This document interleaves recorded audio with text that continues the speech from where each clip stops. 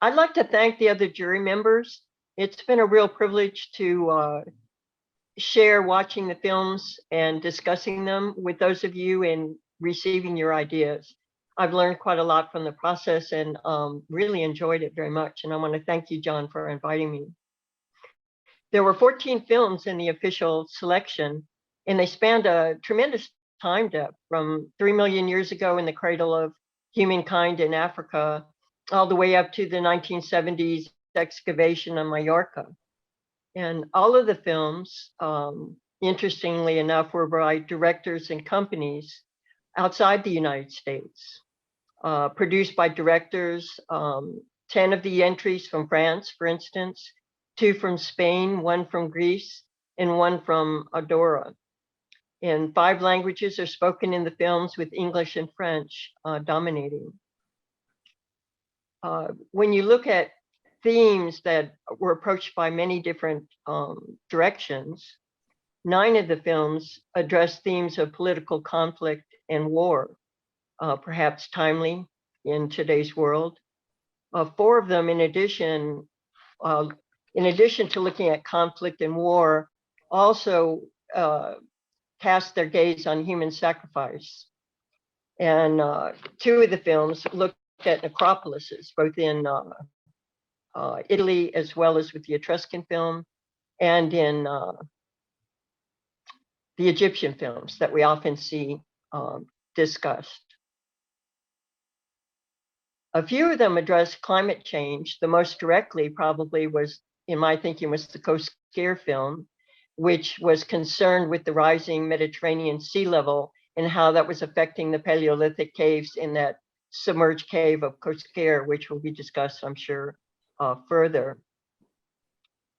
There was a tremendous amount of information given in these films that have to do with how archaeologists and conservators work in an interdisciplinary way with teams of people to try to understand the belongings and the material objects that are excavated on sites and collected and brought into museums around the world.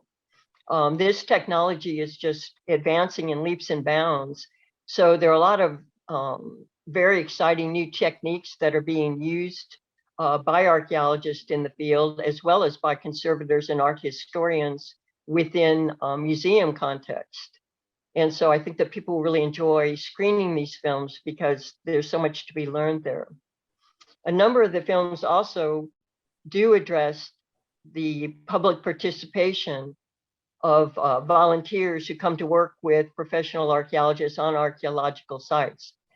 And that's such a major contribution that's much appreciated. And so that's brought out a bit in the films as well. There was one other thing that I wanted to bring up that I thought was particularly important. Maybe this might be of extra special interest in the Americas, both North and South America. One area that was less evident to me and to others on the jury was the opportunity, the wonderful opportunity that filmmakers have to be inclusive of indigenous and native voices during their interviews. For instance, 3 of the films submitted out of France had to do with 3 of the major sites in the Mayan lands of Mexico. And there was a wonderful opportunity here, perhaps, to interview their descendants, Maya people who still live in that area, and ask them some correct questions about their interpretations of things being discussed on the film that concern their past. And this opportunity was also readily available in a wonderful film on Chimor that from northern Peru. I think that this film discusses things that happened in the 1500s, and there's still oral traditions and memories, I'm sure, going back in time, and perhaps it would be just one more added element that we could make available for them to discuss how they see the topics that are being discussed in the film. But overall, I thought that I'm very grateful to, as I said, to have participated, and really thought there was a lot of breadth and depth to the award-winning films. So thank you, John. So talking about local heritage, now we have the award for South Carolina and Pennsylvania. I've been asked to mention that in this particular year, there were no submissions from the states of Pennsylvania and South Carolina, so no awards were given. I know that there are wonderful excavations in both of these states. In fact, I have friends that dig in both of these states and have visited them myself. And so I would extend an invitation for next year that perhaps films will be submitted in these categories. Yes, yes, I know they will. I know they will. They are in the process. So thank you. Okay, so now we move to the next category, which is the award for best archaeology film, and we will turn to Dr. Leader for this. So the award for the best archaeology film was not easily come by because there are so many very good films in this season. Every year they get better and better and more interesting and more in depth. But this one actually was near and dear to my heart, which is Kongrai. It's about the discovery of early human skeleton, a child skeleton, with Paranthropus in the same strata, which is something which is very unique and goes directly to the question of human origins and the question of divergence. And when do we start splitting off and becoming our own thing, and what we share with the groups before us? And it goes also to the question of what is going on ecologically that's likely to get us to where we are today. Because obviously we do continue on today and Paranthropus does not.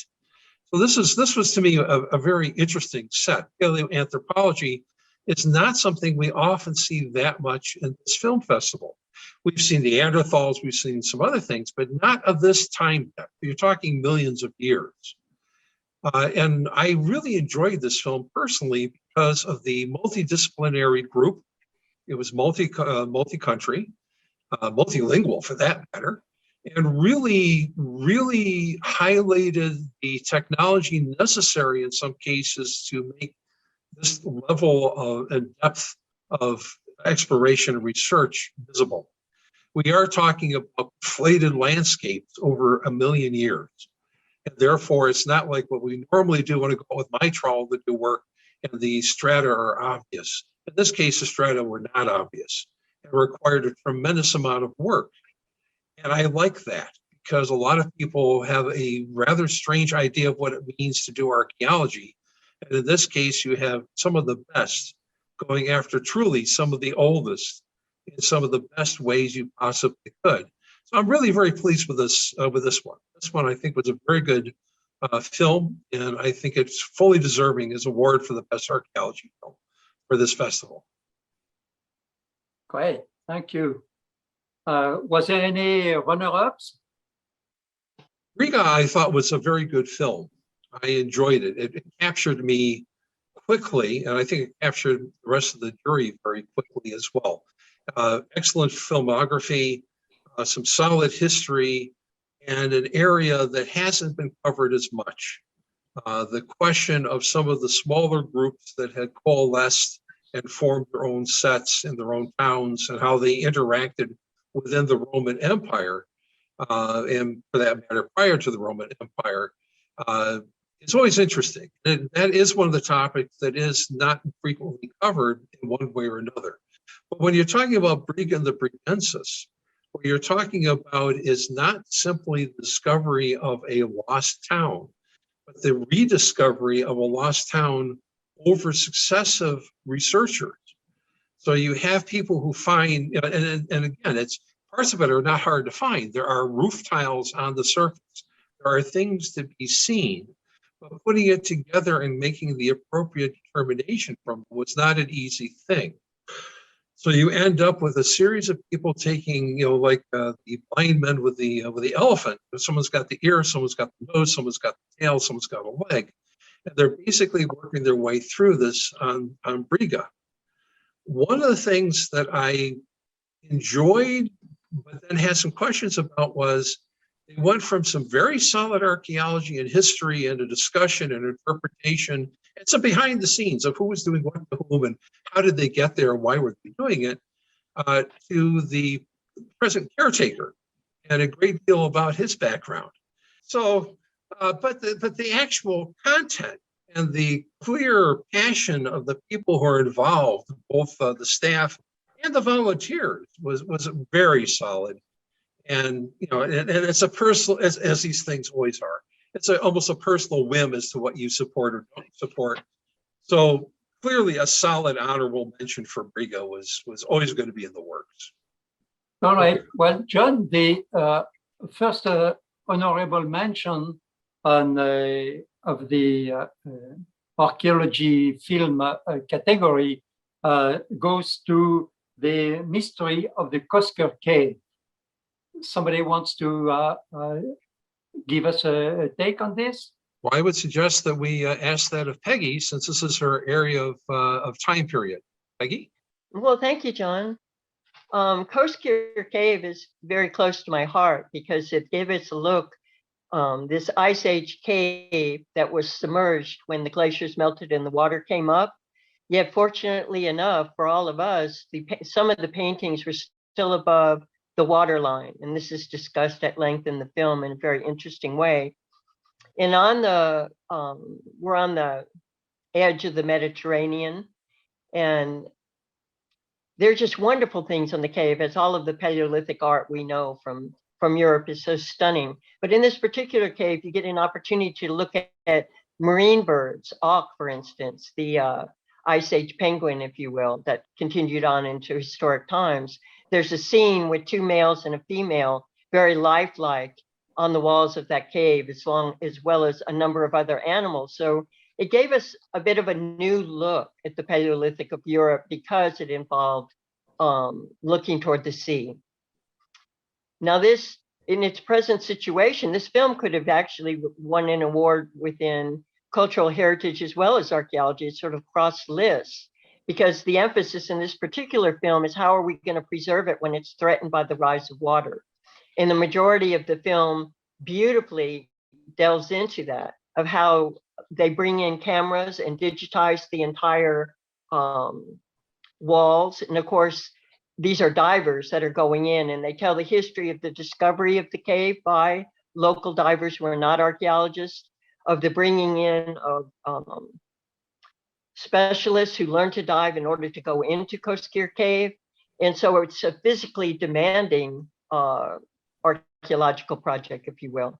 So they go in and digitize the entire wall so beautifully, and then they bring that out and are able to create digitized molds to make a facsimile cave, as they're doing so well, of course, throughout France and Spain. And then they bring in artists who very, very carefully study the digitized images and paint them on the mold, so that people who will never be able to, such as myself, go into Kosker Cave, can actually stand in front of it and enjoy the mastery that is done there. And so once again, the interdisciplinary studies of how they were able to do this and to problem solve, which is such a big part of field archaeology, how to move the camera from here to there, how to get themselves out of the frame in a very enclosed space. It's beautifully shot, and I liked it very much. I know that Carl Heider was one of his favorite films as well, he had mentioned. And so I'm very pleased that it won the award for honorable mention in this category. Thank you, Peggy. Now let's turn to the award for Best Underwater Archaeology Film. And for this, I would like to turn to Jim Spirit. Hello, my name is James Spirek, the State Underwater Archaeologist of South Carolina, and it is my honor to announce the award of the Best Underwater Archaeology Film for this year's film festival. The film chosen blended beautiful landscapes and underwater imagery along with excellent renderings of the inundated landscape to explain the preservation of this unique underwater archaeological site. The award goes to The Mystery of Kosker Cave. The discovery of the cave by an intrepid diver who wends his way through the underwater cave and then becomes amphibious to explore an air chamber to then discover prehistoric renderings of long extinct animals is amazing. The subsequent efforts to record the cave paintings and to transfer them to a museum solves a problem faced by many underwater archaeological sites, bringing the site to the non-diving public. The museum created around this unique archaeological site will allow many visitors to gaze upon the work of our distant ancestors. The film does an excellent job of blending the discovery and subsequent recovery efforts in a visually compelling manner. This movie is well deserving of this award.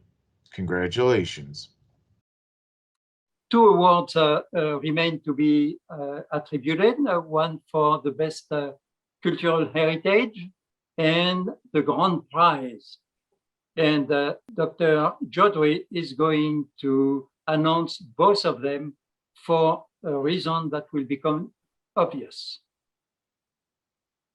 Thank you, Jean.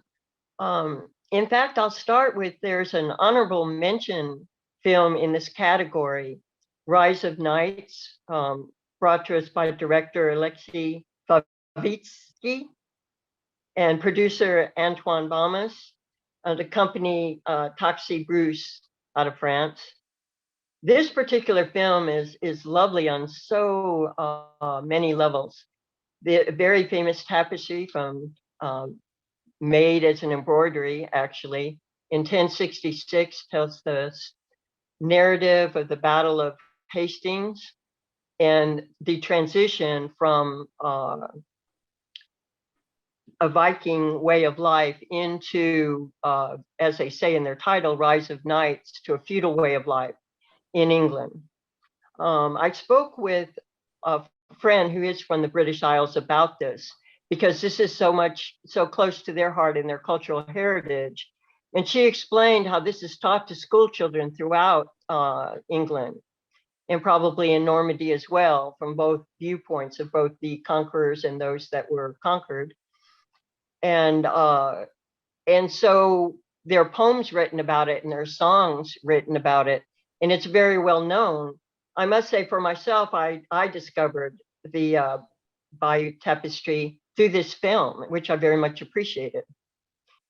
And so this is a film that truly handled masterfully how modern technology has allowed us to both conserve material objects so they don't have to be handled by as many people, but are available for study by many, many people.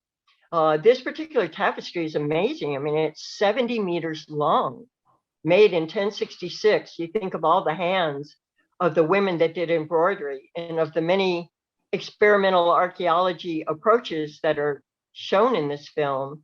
There's a master embroiderer who rediscovers and shows how this embroidery was done. And it was fun to see her being as excited as the backside of this particular piece where all the knots are made and new yarn added, as it was to see the beautiful exterior that was meant to be shown to the public. One of the things that's very interesting in this is it brings to life, they show hunters slinging stones at birds.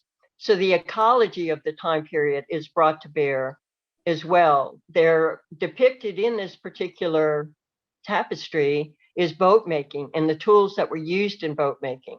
And so they undertake this within the film. So you see modern people engaged in trying to do the things that are depicted in the tapestry itself. Very, very interesting film, also beautifully filmed.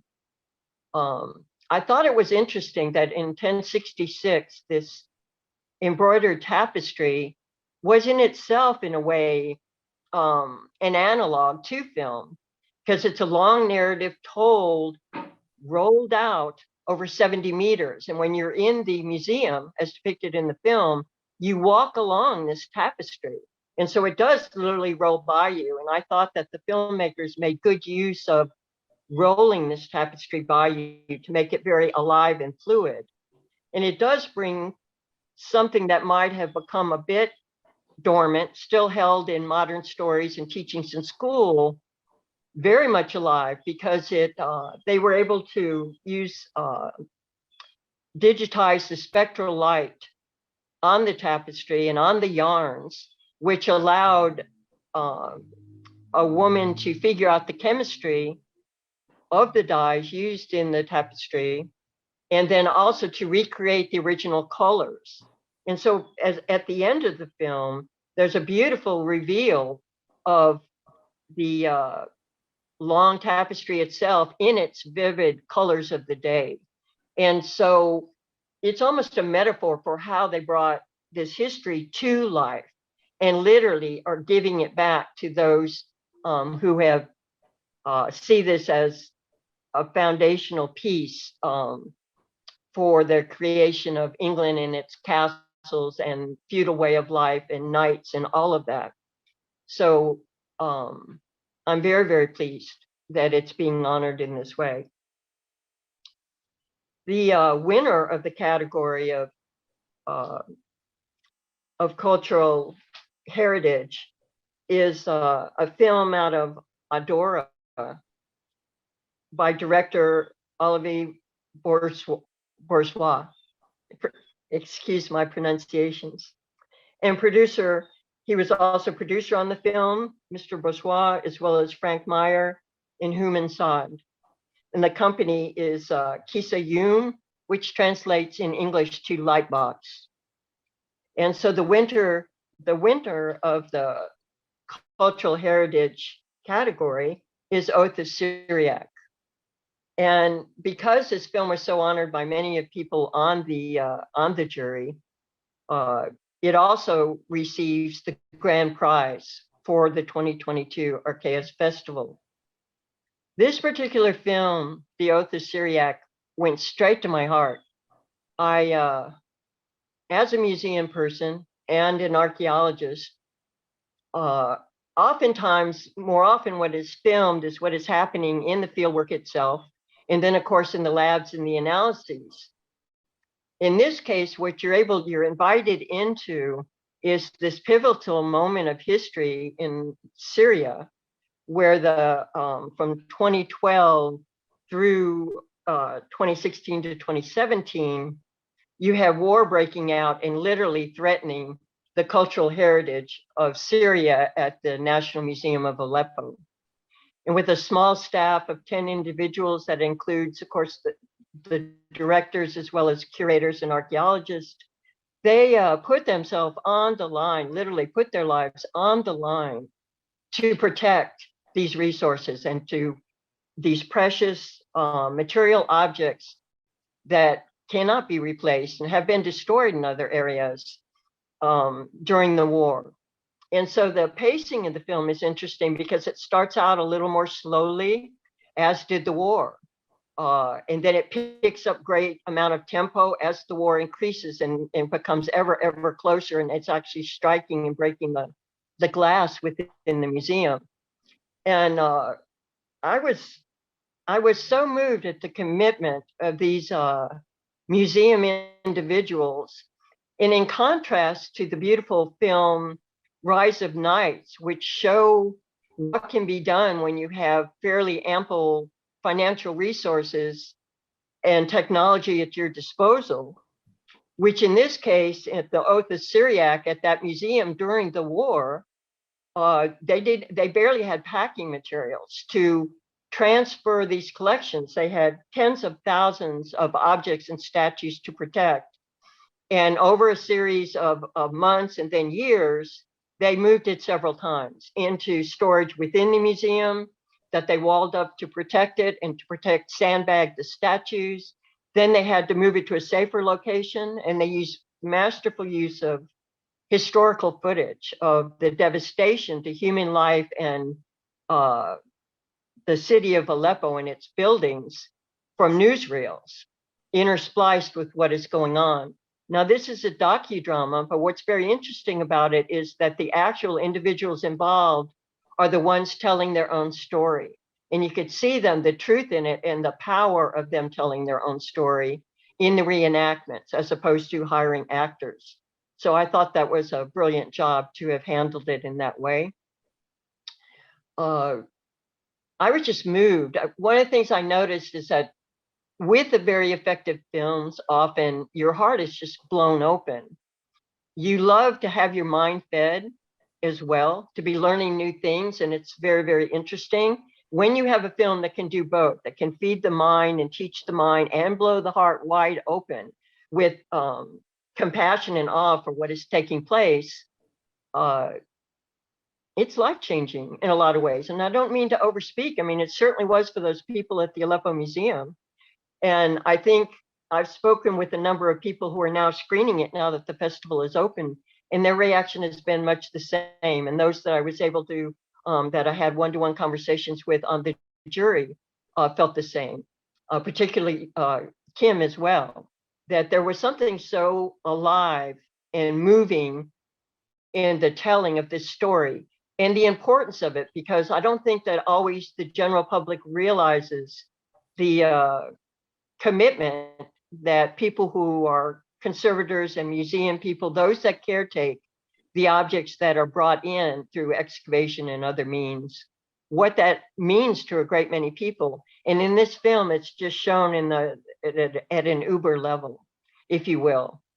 And one of the things I and others commented upon was that it goes through the very hard period when at one point the collections are so threatened that again they need to be moved, and they need to be moved to Damascus on the only road open that is being threatened by snipers and bombs.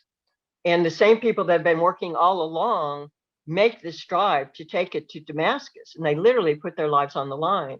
And they don't, as I said, have all the materials they might have under better circumstances.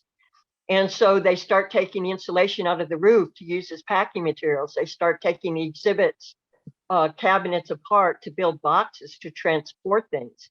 It's a very, very moving film. And I feel like in a way, the Grand Prize Award certainly is well earned by the director and the producers and the company for sure. But also it's a tribute to these museum curators and archaeologists and directors who actually undertook this Herculean effort for a multi-year period. And the film ends on a beautiful note of hope, which in these times is very welcome, I think we would all say. And they were able to, after time and after the war, return the objects back to the Museum of Aleppo and clean things up and reopen the museum and put it back on display. And it's very, very moving. You can see the loving way that they're replacing these objects in their place in the exhibit. And then are willing to, you can hear in their heartfelt stories how meaningful this entire experience was for them.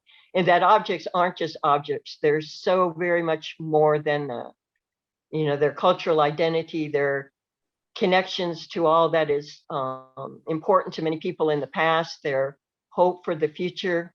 They show the reason I think we do archaeology, I hope, in the first place, to be able to learn and be able to study and tell stories that are meaningful to people's lives in the present.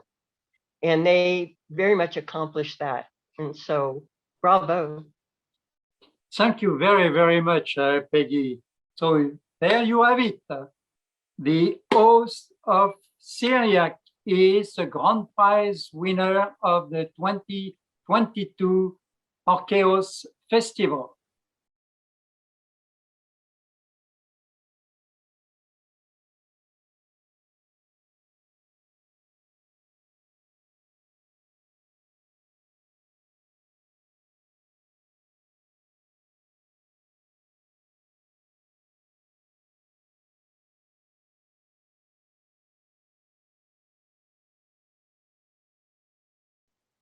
So we're getting to a close now, and I want to thank the people that participated in this session, the producers, Joe Wider in South Carolina, Carl Thomas in Pittsburgh, and the member of the jury that were present during the recording.